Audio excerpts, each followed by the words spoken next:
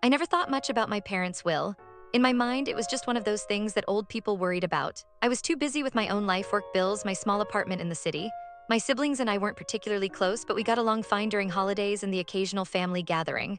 I always assumed that when the time came, my parents would split things evenly, as most parents do. That assumption shattered the night they invited me over. It was an unusual invitation. My parents weren't the kind to have deep emotional conversations, and they definitely weren't the type to call their adult children over for dinner unless it was a holiday or someone's birthday. So when I got the message, I felt a strange unease settle in my gut. Hey, can you come by this Saturday? We want to talk about something important.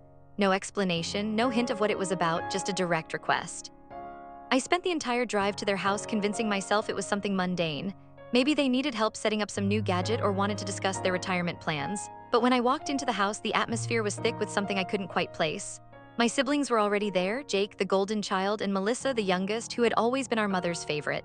They were seated on the couch, both wearing unreadable expressions. My parents sat across from them, my father's hands folded neatly over his lap, my mother nervously twisting the hem of her blouse. The whole setup felt like an intervention, except I wasn't sure what crime I had committed.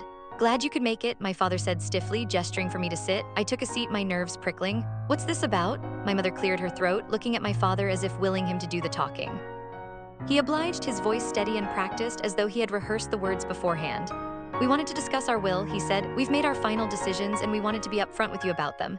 My shoulders relaxed slightly, so that was all. Okay, I said, I appreciate that. I assume everything's being split evenly? A heavy silence followed, the kind that sucks the air out of a room. Not exactly, my mother murmured. I blinked. What do you mean?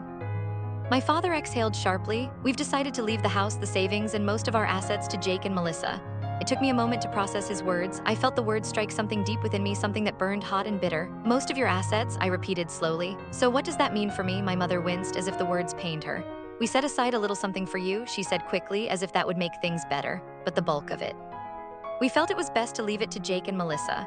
I let out a breathy laugh, more disbelief than amusement. You felt it was best, and what exactly made you decide that? Jake shifted uncomfortably. Melissa wouldn't meet my eyes. My father's face was unreadable. They've always been more involved in the family. Jake has a wife and kids who could use the house. Melissa is planning to move back to town. You have your own life in the city. You've always been independent. There it was. The unspoken truth, I had been punished for my independence. I stared at them, my parents, the people who had raised me, who had taught me to stand on my own 2 feet, telling me that my self-sufficiency had made me less worthy of their legacy. I could feel the heat rising in my chest, but I swallowed it down. This was not the time to explode. This was the time to understand. So let me get this straight, I said, my voice eerily calm. Because I don't live the life you expected me to, because I don't need you the way they do, I get next to nothing. My mother's eyes shone with guilt. My father, however, remained firm. It's not about need, it's about what's best for the family. Family, the word felt foreign now. I thought we were all equal parts of that unit, but apparently I had been mistaken. I nodded, slowly standing up. Okay, I said, thank you for letting me know. My father's brow furrowed. You're not going to argue. I laughed dryly. What's the point? You've made your decision. I walked to the door, not sparing another glance at my siblings who remained frozen in their seats. My mother called my name, but I didn't stop. As I stepped outside, the night air felt different, colder, heavier. I had come here expecting a normal family discussion. Instead, I had learned my place in the hierarchy of my own bloodline, and that was something I would never forget, but I wasn't going to let it break me. No, this wasn't the end of the story. This was just the beginning.